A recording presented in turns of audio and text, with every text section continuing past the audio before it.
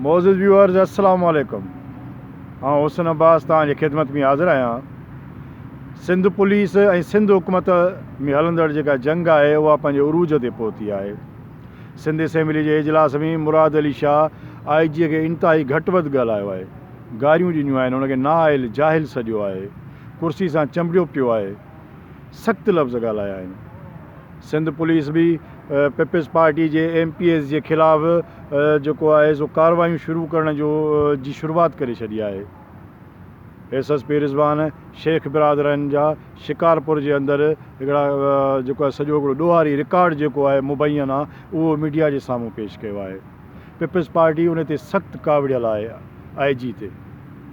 गनी जेको आहे सो ख़ासकेली साहिबु जेको आहे उहो उन जेको आहे तैमूर टालपुर इन्हनि जा केस वरी IG सॼी सिंध जे पुलिस जे थाणनि खां सियासी माण्हुनि जो जेको रिकॉर्ड तलब कयो आहे, जेके ख़ुशूसन जेके पीपल्स पार्टी सां वाॻियल आहिनि, जेके ॾोहारनि जी सरपरस्ती कंदा, ज़मीनुनि ते कब्ज़ा आहिनि, प्लाटनि ते कब्ज़ा आहिनि, सरकारी मिल्कियतुनि ते कब्ज़ा आहिनि, उन्हनि जो सॼो हिकिड़ो रिकॉर्ड घुराए वरितो आहे।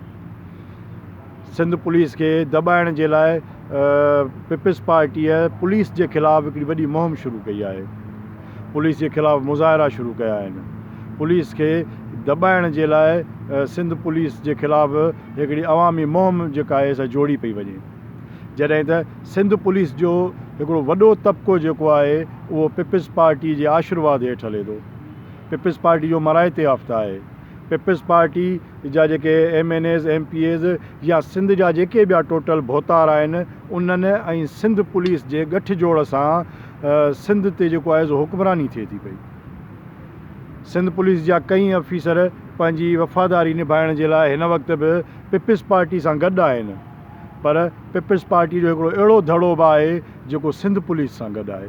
इहा ऐं तव्हांखे हिकिड़ी वॾी ख़बर पियो ॾियां, उहो धड़ो जेको आहे उहो ख़ामोश त आहे, पुलिस उनखे बि नथी छेड़े, पर उहो धड़ो जेको आहे सो पीपल्स पार्टी जे काफ़ी MPs जे ख़िलाफ़ु जेको आहे ऐं मिनिस्टरनि जे ख़िलाफ़ु अंदरि ख़ामोशी में कढे थो पियो।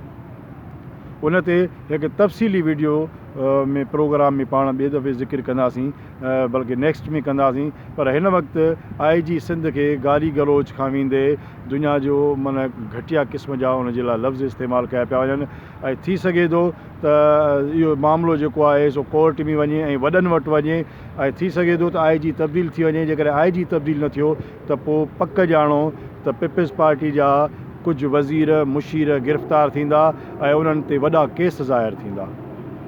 हुसन अब्बास खे इजाज़त ॾियो। मुंहिंजे इन चैनल खे सब्सक्राइब कयो, लाइक कयो, कमेंट्स कयो हिन ते, ऐं मुंहिंजी हुन सां हौसला अफ़ज़ाई वधे थी।